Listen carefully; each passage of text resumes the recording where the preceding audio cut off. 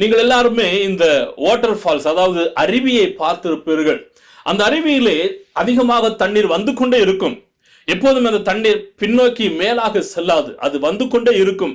அநேகம் பேர் அதிலே பயன்பெறுவார்கள். அந்த தண்ணி விவசாயத்திற்கு செல்லுகிறது, அல்லது குளிக்கிறவர்கள், விளையாடுகிறவர்கள், துவைக்கிறவர்கள் என்று சொல்லி பலவிதமான காரியங்களுக்காக அது பயன்படுகிறதாக இருக்கும்.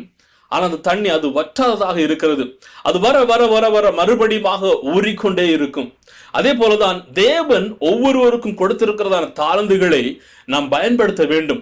நாம் பயன்படுத்தும் போது அவர் இன்னும் அந்த தாளந்துகளாலும், அந்த வரங்களினாலும், அந்த கிருபைகளினாலும் இன்னும் அவர் அதிகமாக நம்மை நிரப்புகின்ற தேவனாக காணப்படுகிறார்.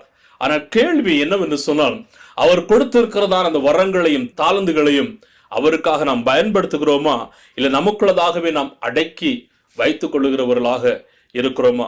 நம்முடைய கிறிஸ்தவ சிந்தையை நாம் ஆராய்ந்து பார்க்க வேண்டும்.